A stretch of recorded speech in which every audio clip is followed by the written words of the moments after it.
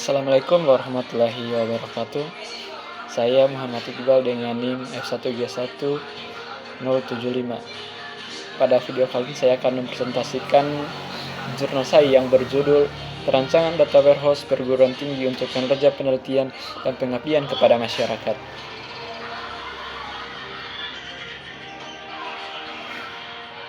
Langsung saja ke bagian pertama, pendahuluan.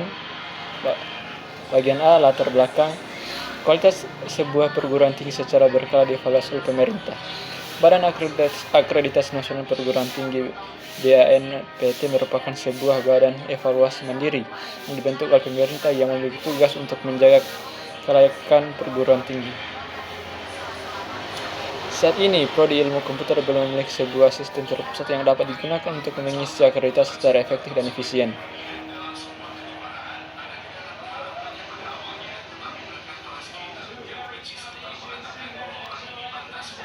Data yang digunakan untuk mengisi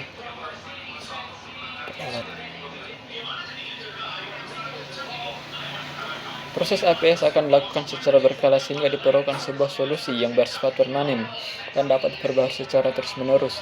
Penelitian ini menawarkan data warehouse sebagai solusi yang tepat untuk permasalahan tersebut.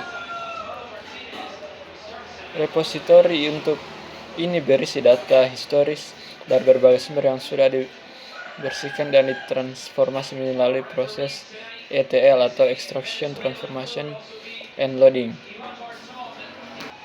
Lanjut ke bagian B, batasan masalah. Data warehouse yang dirancang untuk kebutuhan APS dapat dibagi menjadi beberapa domain sehingga memudahkan proses pembangunan fokus. Penelitian ini adalah pada pengembangan data mart atau Departmental Data Warehouse untuk penelitian dan pengabdian kepada masyarakat. Kedua komponen ini merupakan bagian dari Tridharma Perguruan Tinggi dan juga dibahas secara detail pada LAPS 4.0 yang diberi berbagai kriteria. Secara khusus yang menjadi bahasan pada penelitian ini adalah tabel-tabel berikut pada LAPS 4.0. Lanjut ke rumusan masalah. Adapun rumusan masalah pada studi kasus kali ini yaitu mempertimbangkan latar belakang dan batasan masalah yang ada.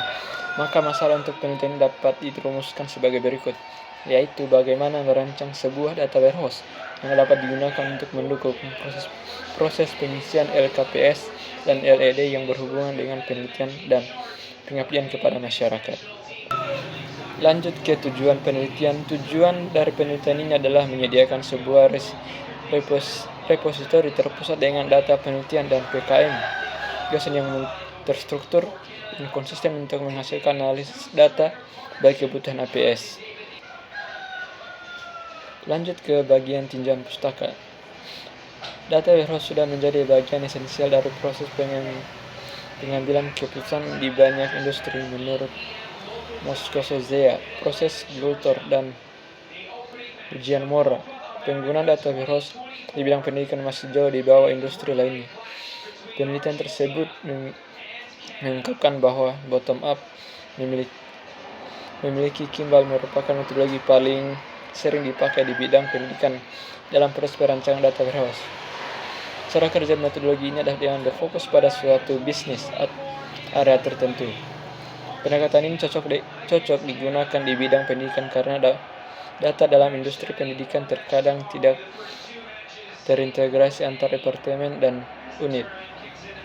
Selain itu, Moskosozea, Parades, Gluttor, dan ujian Mora juga menilai ada kecenderungan institusi pendidikan untuk memakai star skema sebagai pendekatan implementasi data warehouse. Lanjut ke bagian B, definisi data warehouse. Data warehouse merupakan sebuah repositori berisi data historis yang dirancang khusus untuk mendukung proses pembuatan keputusan. Data pada repositori ini berasal dari sistem operasional dan sumber eksternal lainnya melalui proses ekstraksi, transformasi, integrasi, dan pembersihan. Lanjut ke bagian 3, landasan teori. A. Akreditasi. Menurut Peraturan Menteri Nomor 32 Tahun 2016, akreditasi disebut sebagai sistem penjaminan mutu eksternal yang merupakan bagian dari sistem penjaminan mutu pendidikan tinggi. Pada pasal 2 dijelaskan dua tujuan akreditasi yang utama, yaitu menentukan kelayakan prodi atau perguruan tinggi, serta menjamin mutu prodi atau perguruan tinggi di bidang akademik maupun non-akademik. Ada 5 prinsip dasar dari akreditasi, yaitu independen, akurat, objektif, transparan, dan akuntabel. Hasil akreditasi berupa status terakreditasi atau tidak terakreditasi. Jika terakreditasi, maka akan diberikan peringkat sesuai dengan skor nilai yang akreditasi yang didapat, yaitu seperti unggul, baik sekali, dan baik. Langsung ke pembahasan, yaitu di bagian A, analisis kebutuhan. Domain penelitian dan PKM dosen secara khusus berkaitan dengan beberapa tabel pada LKPS. Tabel 1 merupakan daftar tabel pada LKPS yang diidentifikasi memiliki hubungan dengan domain penelitian. Dan PKM berikut adalah kebutuhan analisis dan rentang waktu yang diharapkan. Dapat dilihat pada tabel 1, tabel LKPS yang berkaitan dengan penelitian PKM dosen.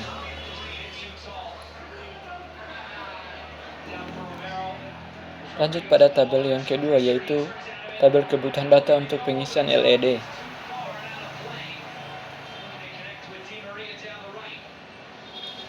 Ada 10 unsur yang menjadi analisis ini. Yang pertama itu jumlah dana penelitian setiap DTPS per TS. Yang kedua, jumlah dana dan penelitian dari sumber internal setiap DTPS per TS, dan seterusnya hingga yang terakhir itu jumlah mitra yang terlibat dalam PKM. Sekian yang saya dapat sampaikan pada presentasi kali ini. Kurang dan lebihnya mohon dimaafkan. Akhir kata, wassalamualaikum warahmatullahi wabarakatuh.